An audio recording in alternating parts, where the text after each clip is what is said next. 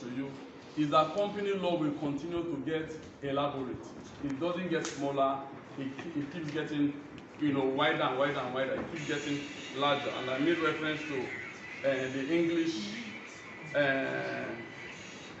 English Companies Act, the current English Companies Act of 2006, which has over 1,200 sections.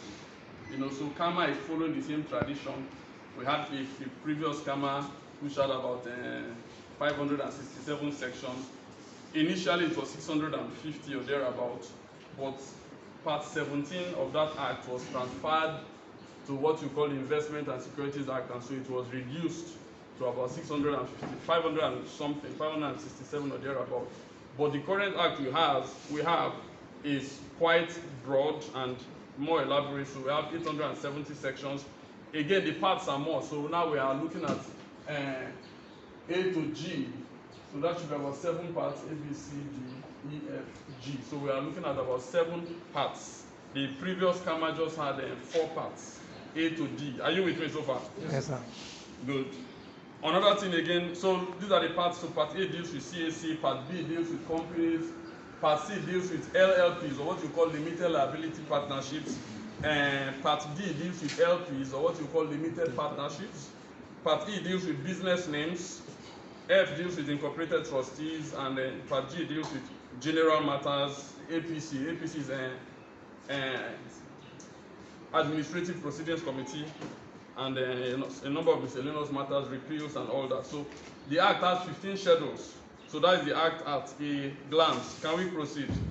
Can we proceed? Yes. So we want to look at what has this Act done. There are quite a number of innovations. What has it done? What has it brought to the table? Number one, it has brought new business forms. It has introduced new business forms, or what you call legal forms, that were alien to Nigeria in the past. So we'll talk about them in the course of the semester. So we now have the LLP, Limited Liability Partnership. This legal entity was alien, to Nigeria, apart from Lagos State. In 2009, Lagos had what they call the LLP law. So they established an entity called, or they provided for the registration of an entity called the LLP, Limited Liability Partnership. In essence, they authorized, or they gave permission to partners to order their business under this entity, and conferred limited liability to all the partners that traded under the LLP form. The drawback or the limit with the Lagos approach was that the limited liability that the entity, the shielding, the protection that the entity conferred on the partners was limited to Lagos. So if an LLP in Lagos transacts with somebody in Bayelsa, then because that act doesn't have extra territorial jurisdiction, the partners of that entity will still have to bear unlimited liability. Are you with me? Yes, if they trade with Bekowe in Bayelsa. But what CAMA has now done is to provide that you can register your LLP and all the partners will enjoy limited liability. Are you with me so far? Yes. It has also provided for the registration of the LP, Limited Partnership. Again, it's similar to the Limited Liability Partnership. The only difference is that the LLP is a separate corporate entity, very similar to the company. The LP is a partnership. Are you with me? It doesn't have a separate legal personality. So the entity in the LP doesn't enjoy entity shielding because it's not a separate person. The entity in the LLP does. Again, for the LP, for the limited partnership, the law mandates that they must have a division of general partners and limited partners. Are you with me so far? So the limited partners will enjoy limited liability, while the general partners will continue to bear unlimited liability, similar to what we have as the general partnership, the normal partnership that we know. So CAMA has also provided for the limited partnership. Can we continue? Yes. It has also introduced what you call a climate of corporate rescue. A climate of corporate rescue. A climate of corporate rescue. In the past, once a company is troubled financially and it's unable to pay its creditors, the option available to the creditor was to liquidate the company. Are you with me? Yes. The moment you are unable to pay your debt, then we move for liquidation. If, however, the creditor was secured, we'll talk more about these things. If the creditor was secured, then he could appoint what you call a receiver. Are you with me? A receiver. And if the credit was secured with what you call a floating charge, then the creditor could appoint what you call a receiver stroke manager. So in which case, he doesn't just go into the premises of the company to seize an asset as a receiver, he goes to also administer or manage. So he could function as a receiver or a manager. So these were the options available to creditors under the old CAMA. Liquidate, are you with me? Yes, sir. Or if you are a secured creditor, administer or receive. CAMA has tried to move beyond that by providing for what you call voluntary arrangements. Voluntary arrangement. So it's an arrangement under which creditors can have some discussion with the company. Are you with me? Yes. And compromises can be made on the side of both parts. So I'm owing Mr. Sufi as a company. The company is owing Mr. Sufi, and they are going to pay monthly interest of 10,000 naira. Now they are unable to pay because of certain bottlenecks or certain, structural challenges or economic challenges. They could come and have a voluntary arrangement with him. His money could be exchanged for shares. Are you with me? Yes. Are you with me? We could have a number of these arrangements or compromises so that the company will not sink. Because if the company sinks, he's likely to lose everything or significantly what he has in the company, and the creditors will lose.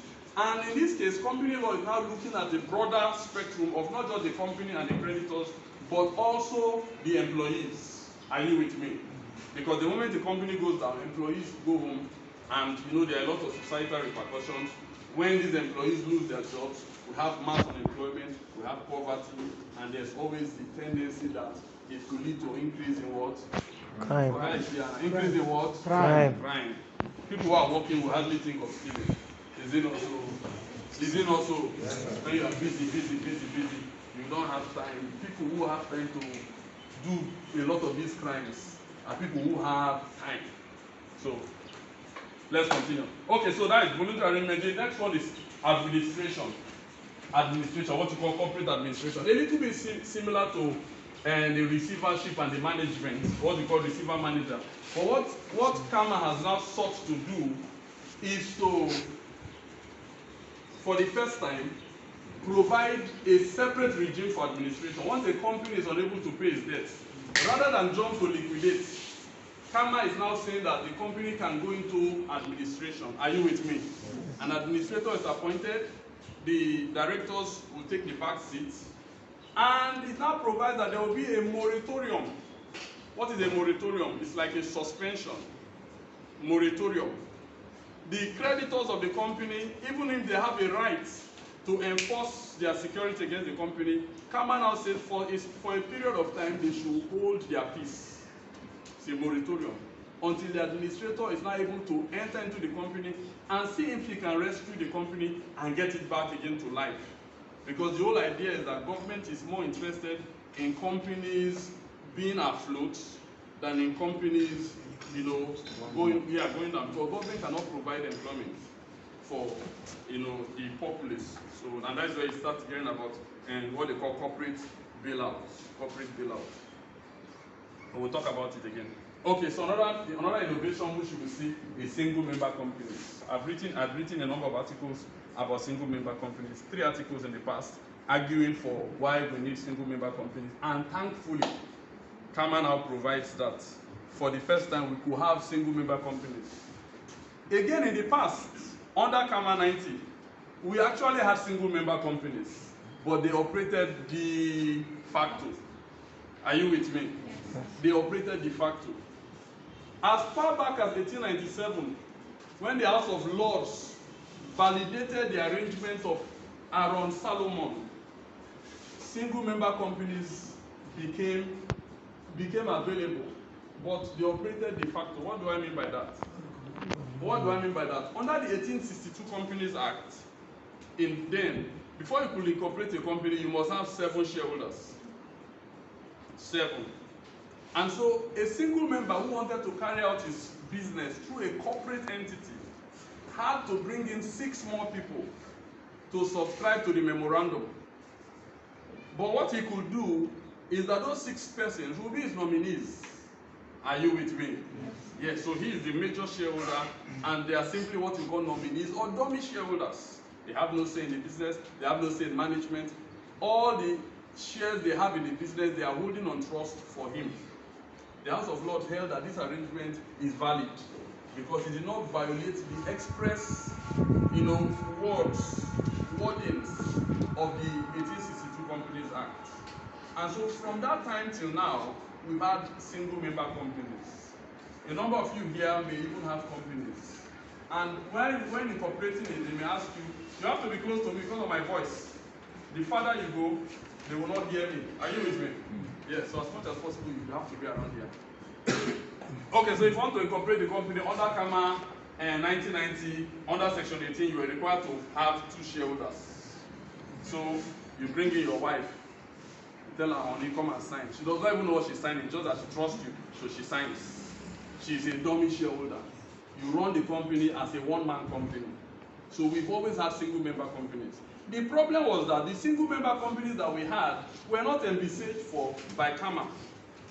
And so they were still mandated to comply with obligations that were intended for multi-member companies. Are you with me? So for example, they were required to hold meetings. Every company was required, under the former CAMA, Section 213, every company was mandated to hold an annual what? General meeting.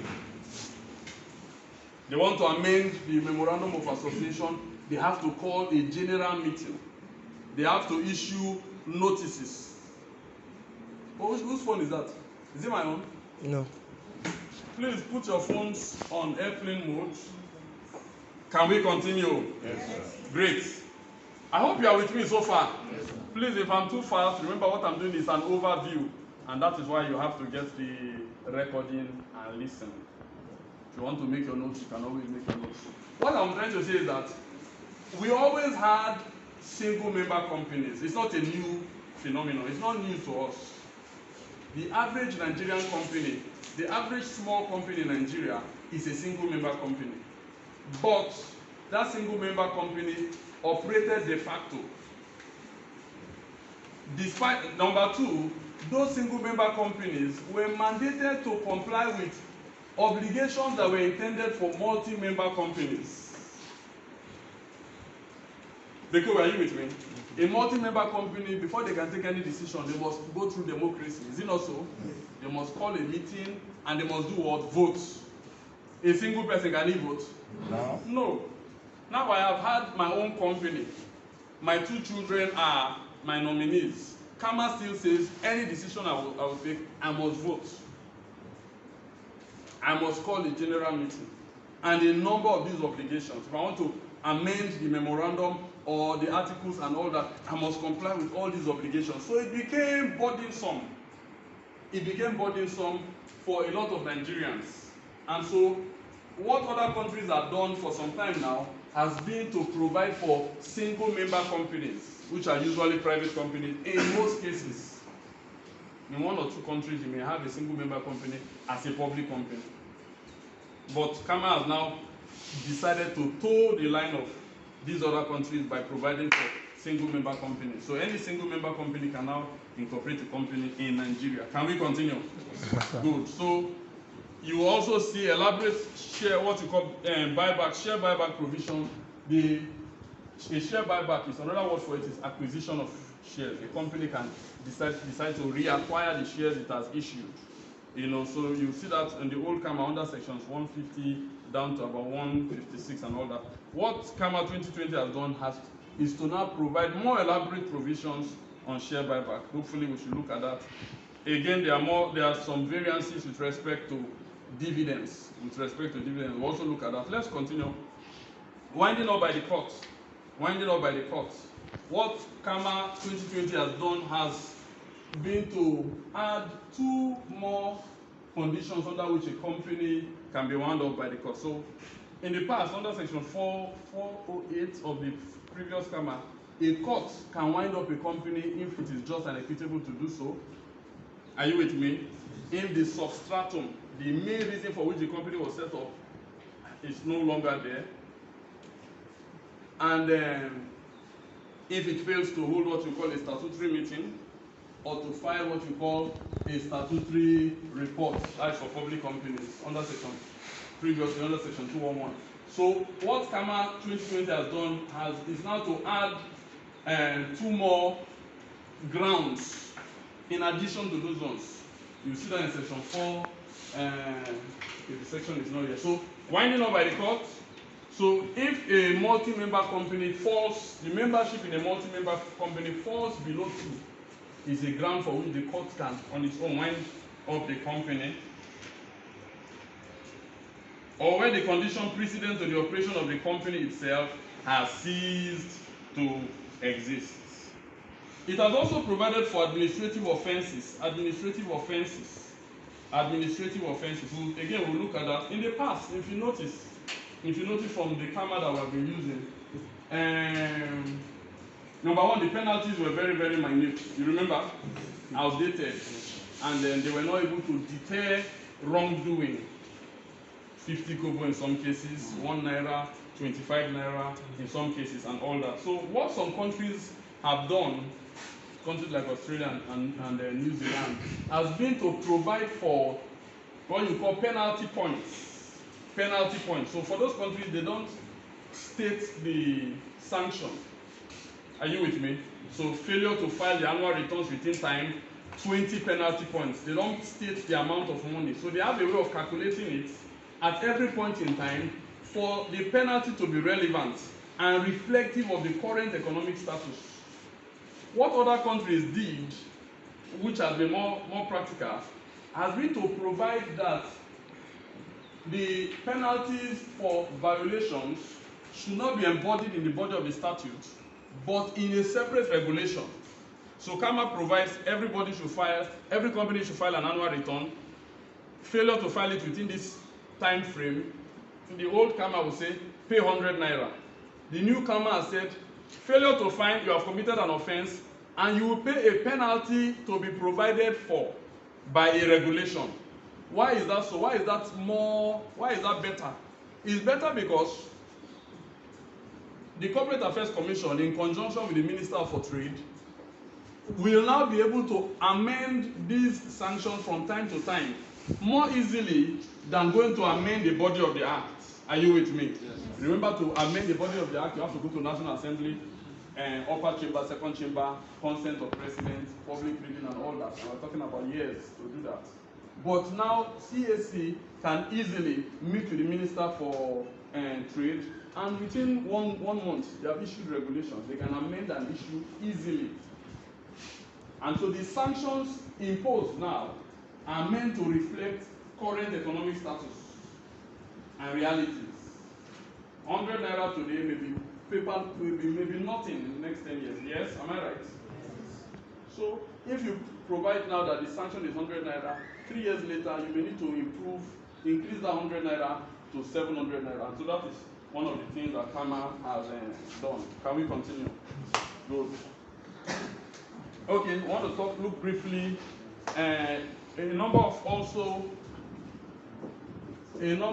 let me see if I can take some questions first before I continue. Yes, please. Yes, please. For whose advantage yes. is this amendment of this CAMA? And what did they actually intend to achieve? 2, these single companies. I have always had one-man companies, which are not limited liability companies. They may just be registered as business names. Okay. But now, we now have single companies single member companies. And we know we have the advantages of having more numbers yes. of people who own their companies. Yes. Wider spread yes. of their business growth, and easier to raise funds. Yes. But this one single member company, yes. I think it is still the same thing with one-man companies? No, single member company and one-man company is the same thing. One single member company, one-man company. I'm just using different words. You understand? A single member company is a sole proprietorship that is being operated under a corporate platform. Are you with me? Remember, you know what a sole proprietorship is? I think you did business in commerce. But the difference between the sole proprietorship and the single member company was that the sole proprietorship ended with the death of the proprietor. Once he dies, the business dies. The business does not have a separate entity on its own. And so he bore unlimited liability for all the debts of the business, all the liabilities of the business. And he also he was also entitled to all the profits. The sole proprietorship, as long as it's not incorporated, is not subjected to a number of or what you call the barrage of laws that companies are subjected to. It's the most basic form of business entity, and we see it everywhere. It's everywhere. The woman that is selling akara on the road is a sole proprietor. The man that is polishing people's shoes is a sole proprietor. But now we are not talking about that same sole proprietor now decides to clothe his business with a corporate form. He incorporates it. The moment he incorporates it, he still enjoys what you call the unlimited dominance of the sole proprietor. But now his entity is subjected to law. It's subjected to company law. You have to file annual returns. He enjoys limited liability, even though he owns the company. If the company is owing Mr. Sufi, you cannot sue him because they are separate. The company has a separate existence from him as well. So if he mismanages the funds of the company, he can go for it. Are you with me? He must appoint a director to direct the affairs of the business. He could be the director himself. So there's not a difference. If he dies, the business does not die. The shares of the business can devolve to his son and all that. So his death does not necessarily end the business. So there are some differences. I don't know if I've explained clearly. Yes. You have to a large extent. But like you appropriately pointed out, yes, we have this de facto one-man or single-member company. Yes. Like people will just come and incorporate companies using their children, their wives, their relatives, who are dormant. Yes. I think it's still the same thing. This one now, they're just putting it in the... No, this one, there's only one shareholder now. There's only one shareholder. But it has always been the same. I have a company. My children know that their father has a company and that they are directors. And the Corporate Affairs Commission thinks that of course, they know that those children, yes, those people are my own children. Yes. And they know they don't even have any say. Yes. Even if I die, the company name is still there. So the company will continue. So it is just, what I feel is that this thing that Corporate Affairs Commission knows that is existing, yes, they are only giving it a new name. So that... in a sense, yes, what they have done is to validate, is to make de jure what had always been de facto. But in addition to that, they have now granted the single member company a number of exemptions from the de facto single member company. So I think I put my article there, the one on a single member company, read it. So they have brought in a number of exemptions. So the single member company is not under the same kind of obligations that the de facto single member company under KAMA 90 was subjected to. So if you now incorporate a single member company, you have more freedom. You don't have to hold an annual general meeting, for example. If you choose to hold, you can hold it anywhere you want. It can be done electronically. A number of these. Okay, let's move on. Okay, you are asking number 2, what was the benefit? What was the aim? Yes, sir. The overall aim is to modernize Nigeria's companies, or that is the main thing, and to improve the ease of doing business. Modernize it. Like I said, we had KAMA 1990 at a time when we did not know about email. Electronic communication by mail was not the invention. Has been the Americans had invented it. but they have not brought it to the public. So they were using it militarily. It was around maybe 93, 94 that even Americans began to hear about what they call email. And so CAMA 90 was a very obsolete legislation because it was not digitalized. It doesn't capture the technological developments, the leaps that have been made in the past 30 or 20 years.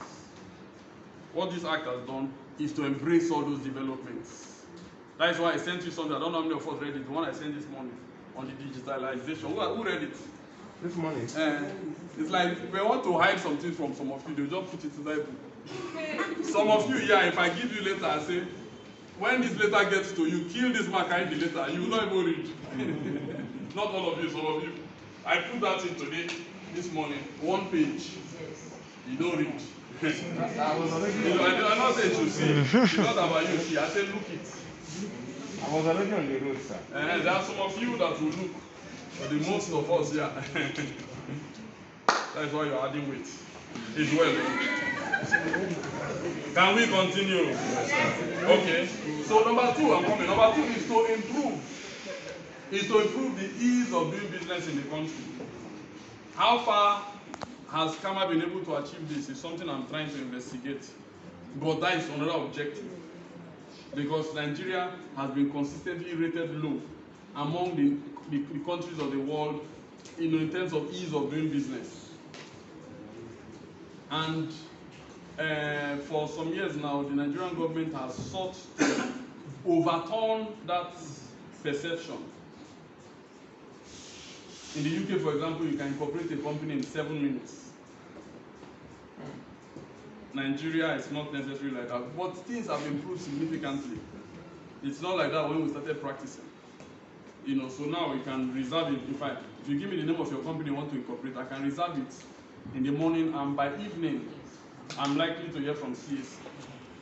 It's just that because of the pandemic, a number of their staff were told not to come to work, so it slowed things down. But I think they're picking up. So normally now, you can reserve a business name on Monday morning and get the approval in the evening.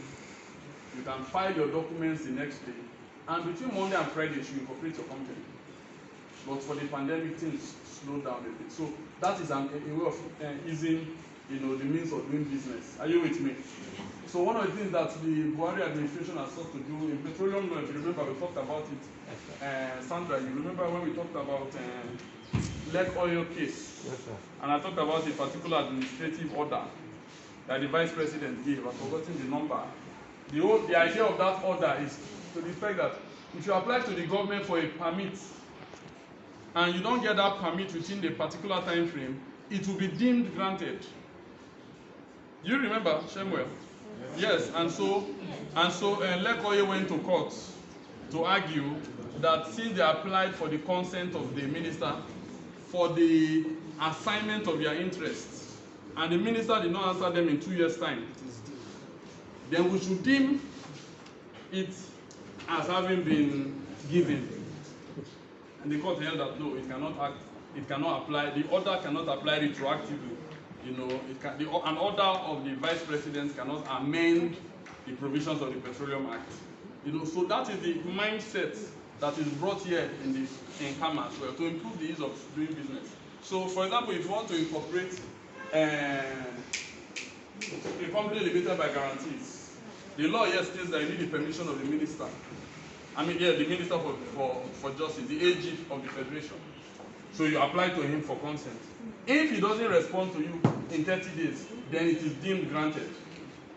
That is to remove all these bureaucratic bottlenecks and all that. So those are the major objectives. Number 1 is to modernize, and number 2 is to do what?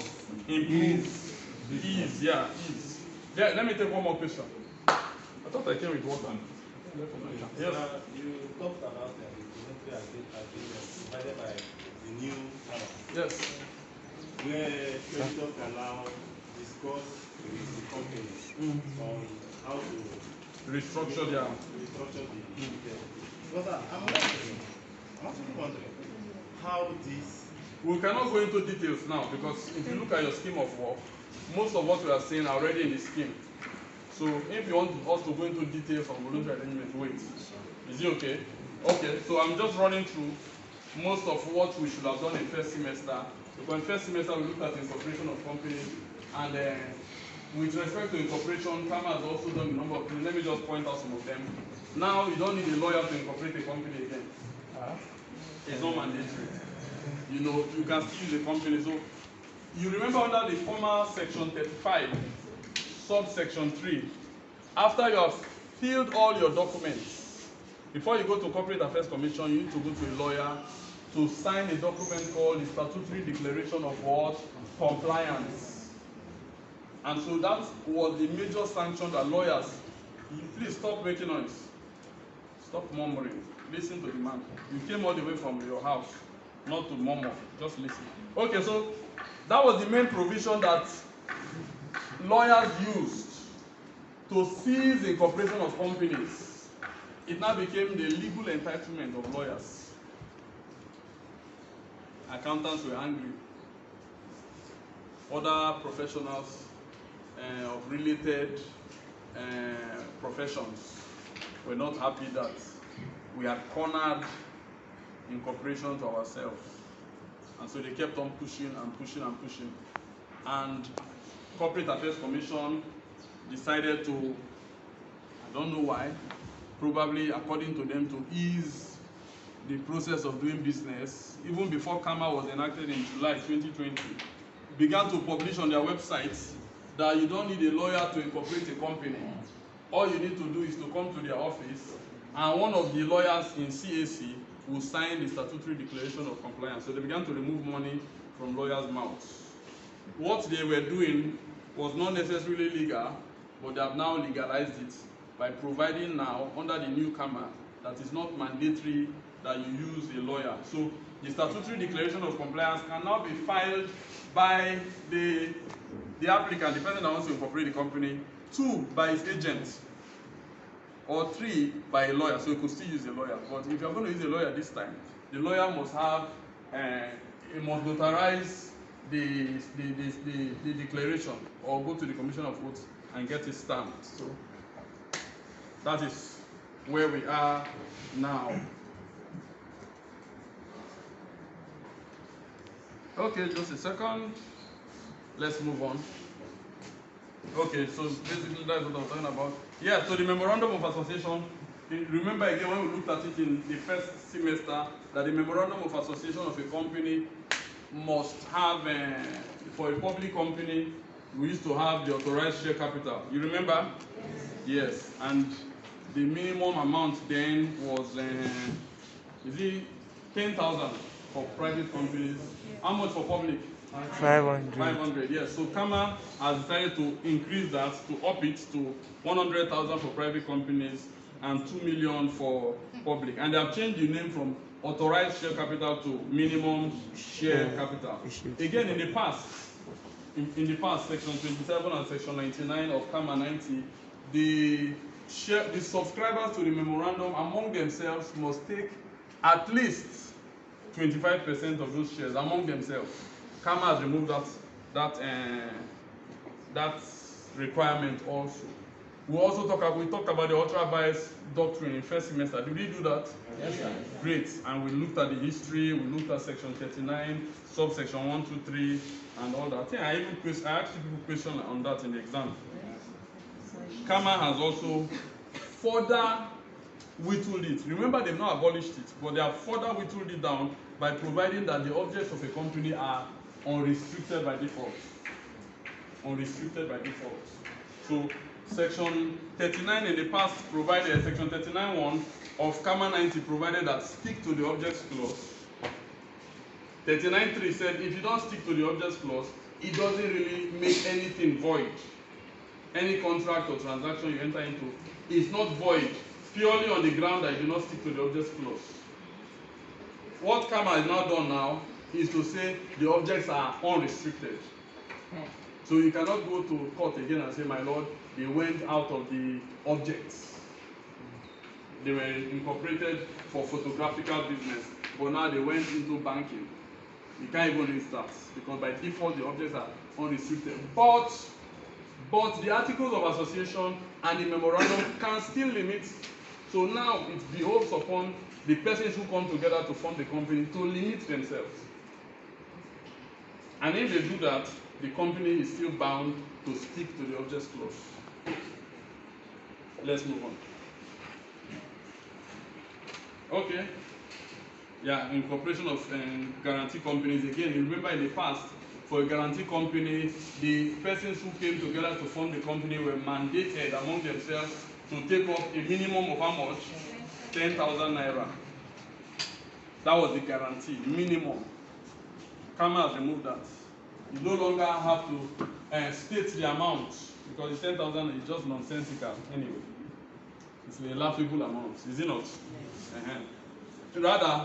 Rather, what now happens is that as you are incorporating the company, you have what they call a statement, not state of guarantee, but statement of guarantee, section 38, where you now provide that we together, we undertake to pay the debts and liabilities of the company contracted, or personally as a person, I can undertake to pay the debts and liabilities of the company contracted before I ceased to be a member of the company. And so as long as I'm a member of a guarantee company, the amount of money or the guarantee I have made will be binding on me. And it will continue until after 1 year when I cease to be a member. So if I cease to be a member of the company 1st of January, then by 2nd of January of the next year, my obligations are no longer binding on me. But as long as it's still within that 1 year period, I can still be called upon to redeem this guarantee. So that is the first undertaking, is to pay the debts and liabilities of the company that were contracted before I cease to be a member. Number 2, to pay the cost, charges, and expenses of winding up and to contribute to the assets of the company and all that. So please look at section 38. Look at section 38. Should I send you my slide? Yes. Yes. I will send you. I love you people. Thank you, sir. Okay. Another thing we'll notice is that CAC has now been given a lot of powers now, increased powers of CAC. For example, CAC, having issued to you a certificate of incorporation, can cancel it. They can cancel it now. Are you with me? Yes. Madam, you are just coming. Okay. They can withdraw section 41. They can withdraw it, cancel it, or revoke it. If David said, "Who will get me a drink of water from the well of Bethlehem?" As he was talking, some people have gone to risk their lives to get it. This is what you are seeing happening. God bless you in Jesus' name. Okay,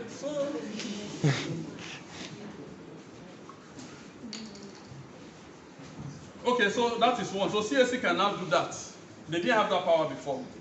Another thing they can do, I didn't put this section now, is that they can also revoke, they can withdraw the certificate of incorporation if they are of the view that you are not carrying out your business for what you set it up for. And that is, I think, a wrong, because it gives CAC arbitrary powers. You remember this SARS, Yes. NSARS Wahala? Yes. Some of the young men that were at the forefront, CAC was using this section. Probably they call them from a Aso Rock, withdraw their certificates. So I feel it's arbitrary. Normally I would have felt that they should have gone to the court for, if it is for the name, a company that has just been incorporated and you feel that the certificate was obtained fraudulently, unlawfully or improperly, you can withdraw. I feel that may be okay. But for a company that is already carrying on business, CAC should not be given the arbitrary power to wake up and say, Kolo Kolo, you are not carrying out your business for the...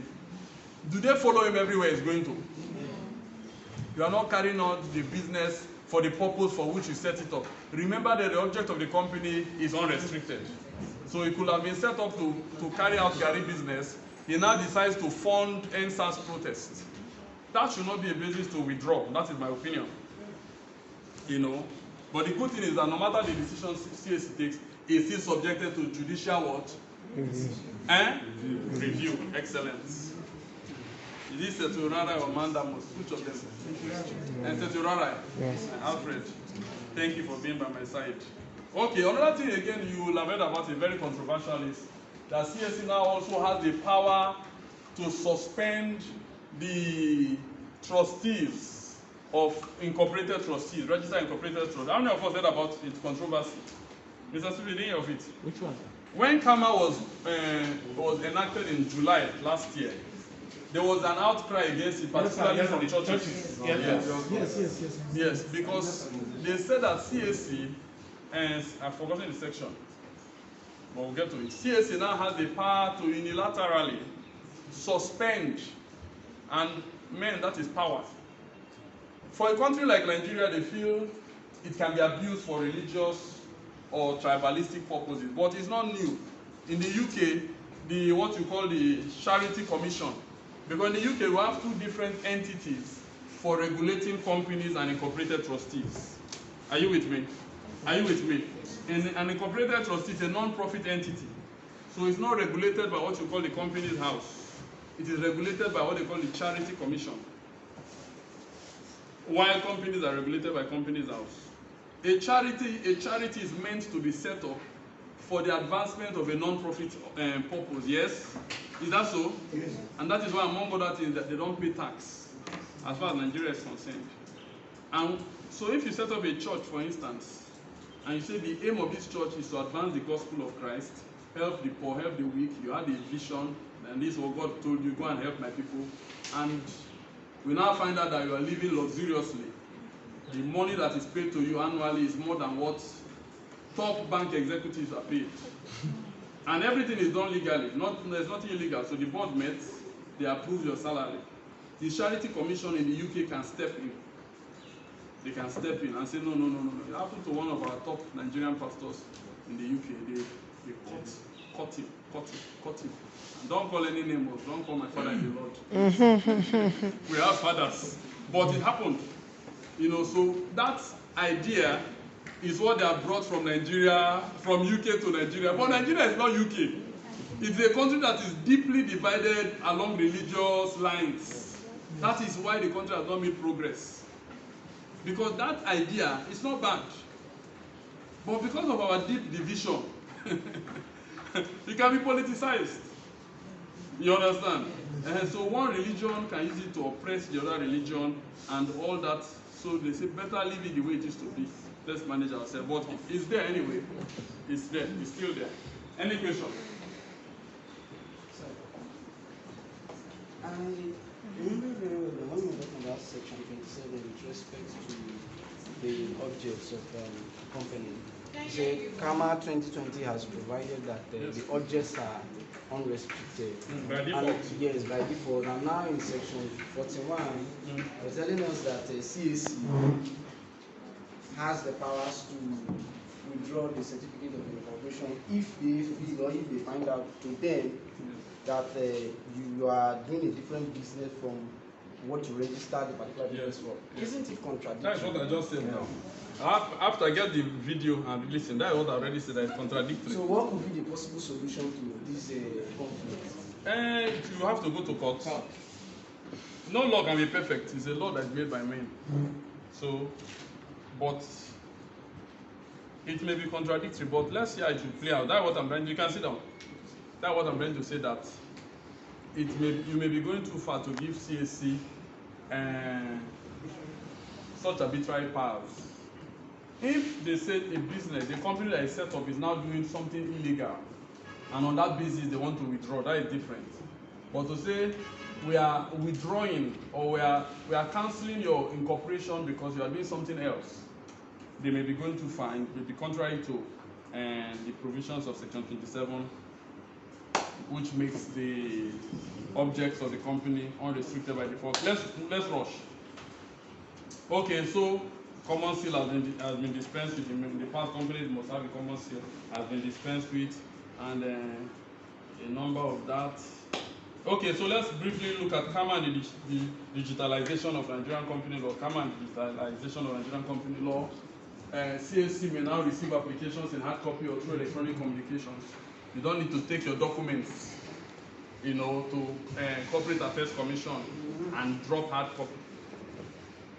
You can now do everything. Actually, to be fair to CAC, they had actually moved ahead of the former Kama 1990, because even before we had this, I used to incorporate companies online, which was a very good arrangement. So what they did in the past was that you go online, you incorporate your company. Once the certificate is ready, you come to the office with the original copy of what you uploaded to the internet, and you bring the hard copy. But what Kama is now saying is that you don't even need to bring the hard copy to the office again. Are you with me? Yes. So you can stay in your house, get these documents authenticated, signed, upload them, your certificate is ready, come and take. But in practice, they may still require you to bring the hard copy for purpose of their files, because computer can crash. Is it not so? Yes. But it's not mandatory anymore. That's what we're trying to say. So CAC, and I may ask you, remember the last exam I told you I would set some questions for my weak students. Did I do so? Yes. 7 differences between a public company and a private company. That was for the weak among you. So if you get that 7 plus your CA and the rubbish you write in the other one, I can push you to 45. But they have somehow removed that power from us, because we are now doing conference marking. So I don't even know which person's script I'm now marking. We all gather on a table and mark. The only way I can still manage and push you small is through the CA. So I gave you people 1 weak question, 7 differences. This is the kind of weak question I will give. For those of you who are weak, latch on to these kind of things. So I may ask you, Kama has introduced some concepts of digitalization, blah, blah, blah. Outline 7 of them. You hold this one and you get it. You have your 17 marks. Am I not nice? Yeah. That's why I'm looking younger every day. Okay, so number 2 is that documents of proceedings requiring authentication by companies may now be signed by a director, secretary, or any other authorized officer, and need not be signed as a deed unless otherwise blah, blah, blah. In this regard, electronic signature is also allowed. So please look up. So that is the next thing, electronic signatures. Signing of documents electronically is now provided for.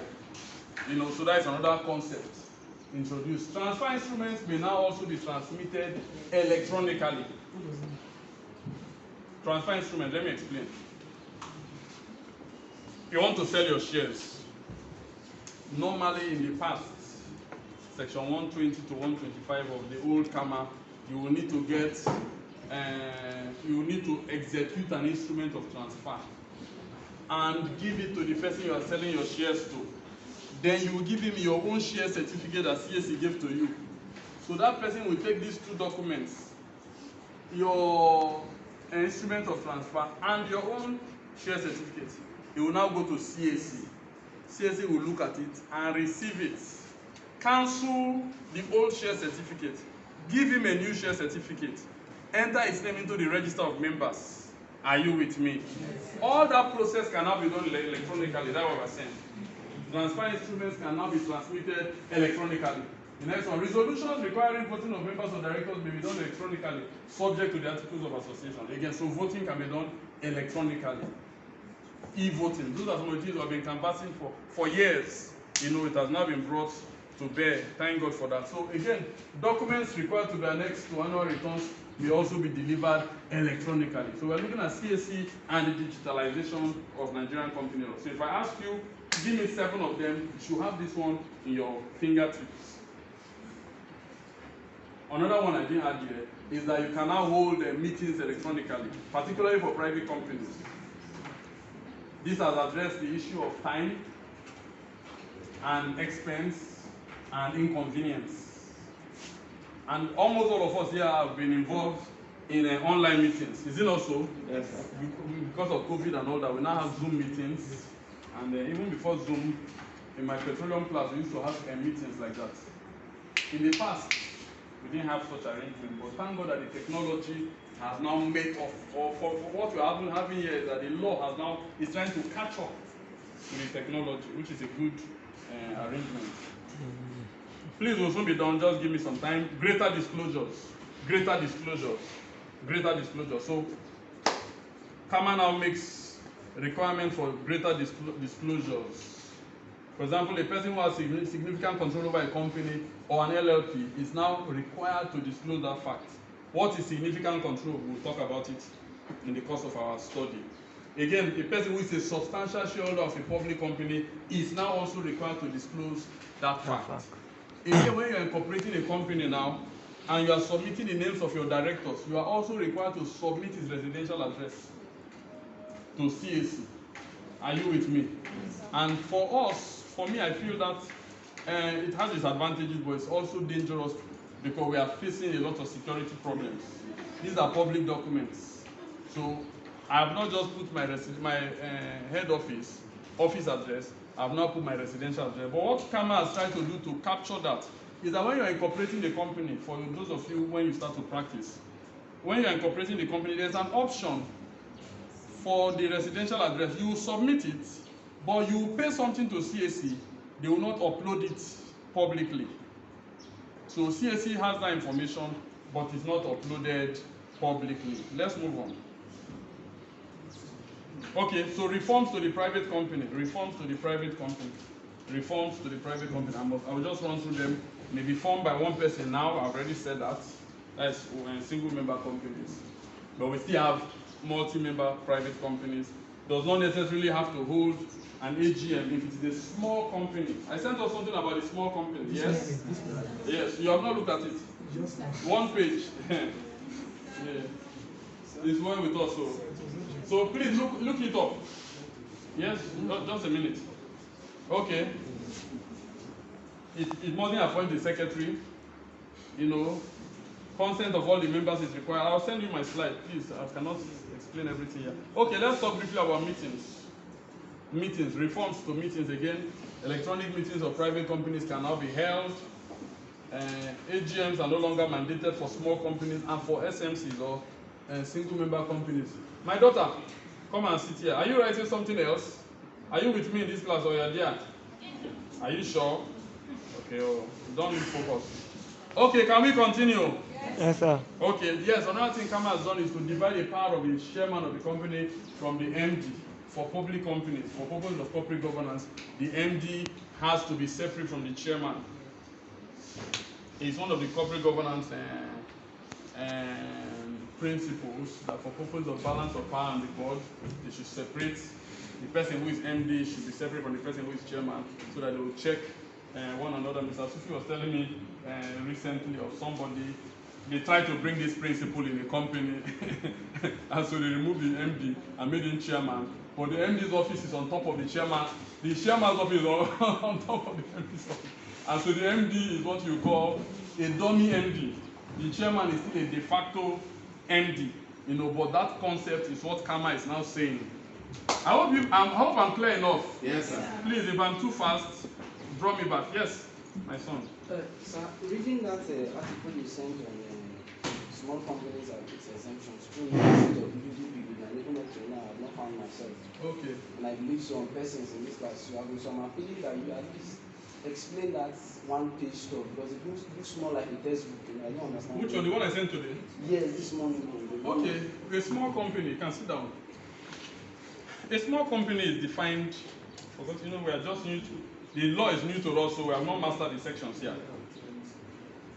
But the whole idea is that a small company is a private company. Not every private company is a small company. But every small company is a private company, not vice versa.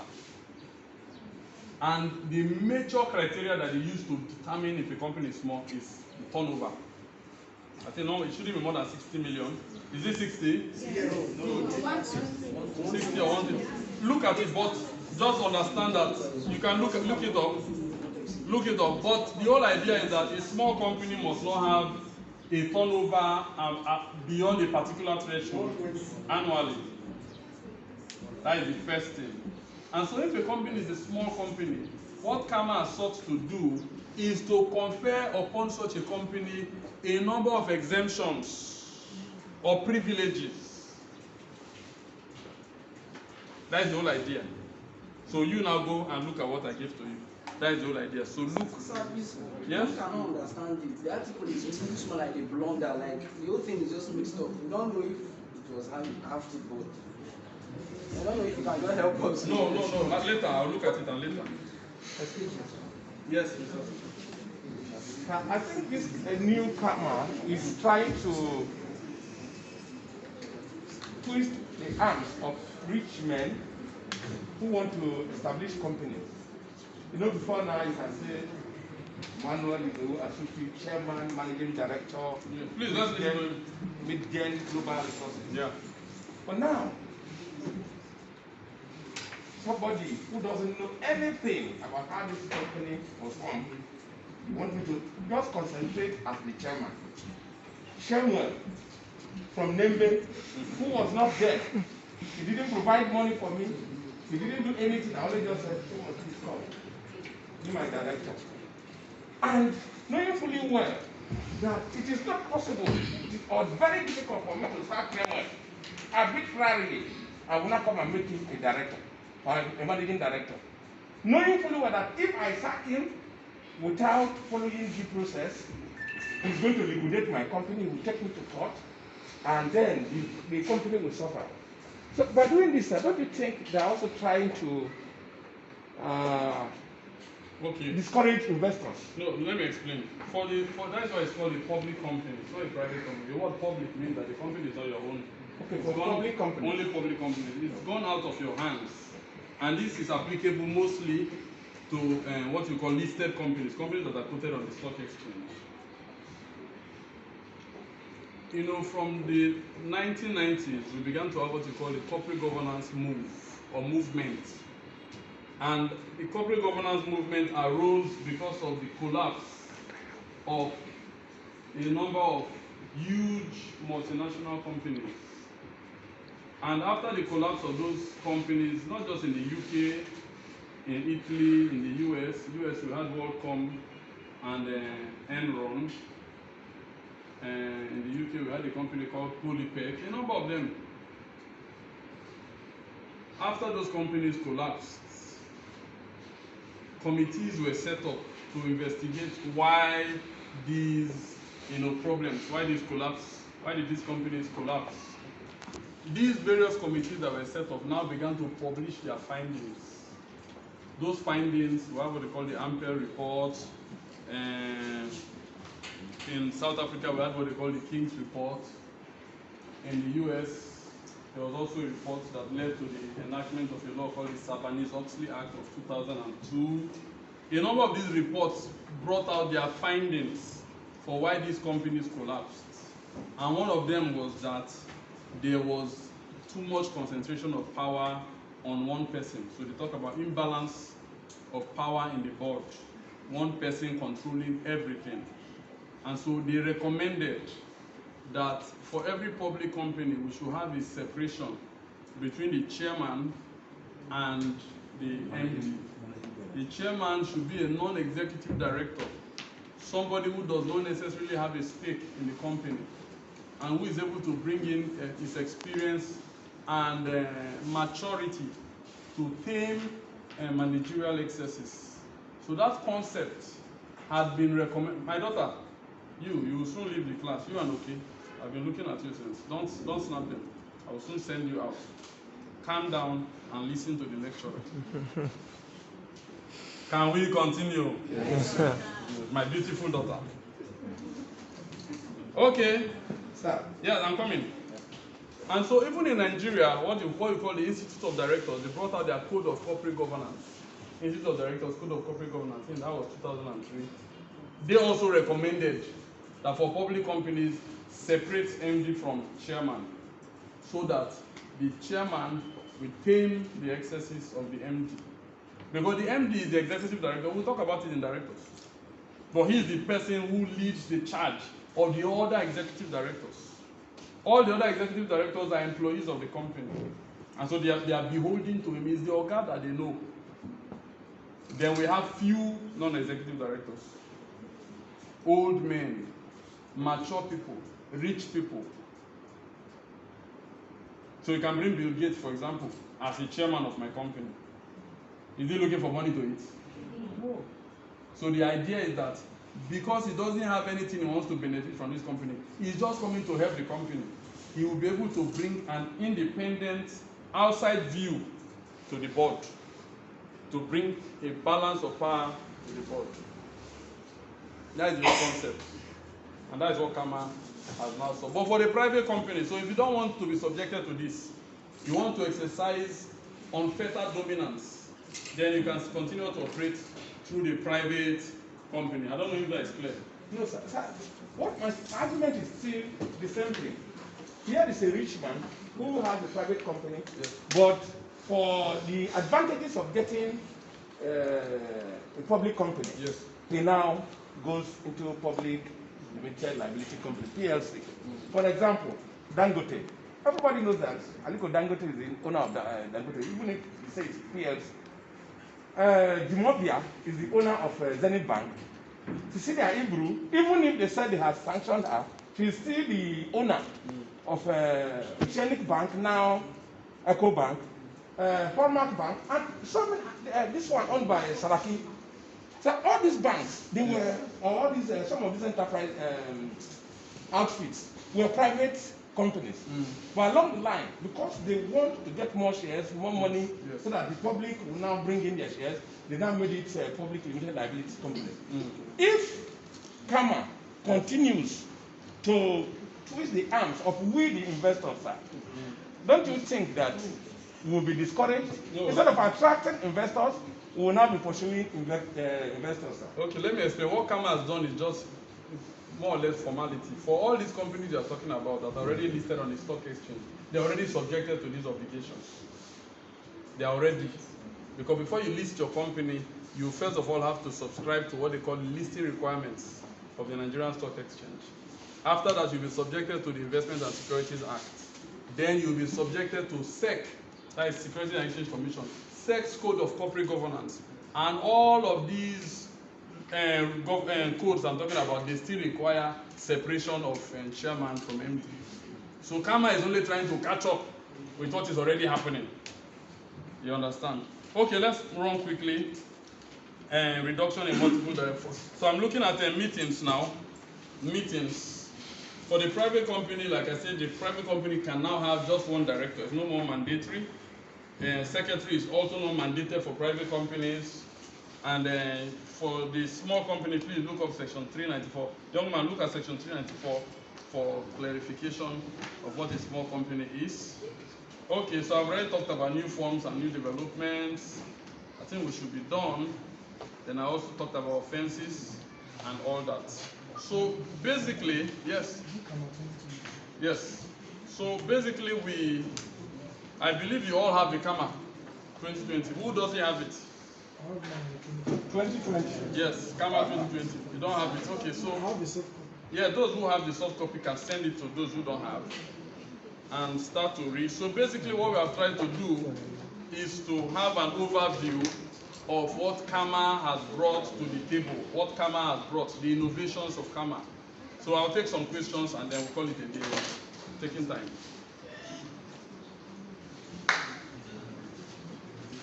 Yes, my Orobo sister. That's a beautiful girl there. That one that is fair. Yes. Mhm. I was teaching here some years ago. I said to one girl, you are indisciplined. She became my enemy. So from now, so that I want you to be my friend, instead of me to say that girl, I'll say that beautiful girl, that handsome boy. Say that one is better. She became my enemy. The whole semester was giving me problems until I called her to my office and pleaded, and we became best of friends. Okay, any questions? Yes. Ask your question. Please remove you can now go and snap. And when they're asking questions, and you can snap their face. No, bring down the mask. When I'm looking at the innovations of the new Kama, I saw netting, and Yes. I don't really understand what that is. Good question. We'll talk about netting too. Netting is also, I think it's a very novel arrangement. I don't even think it should have been in Kama. But we'll talk about it. It's still something that still has to do with financially troubled companies and all that. But it's a very unique development. Any other question?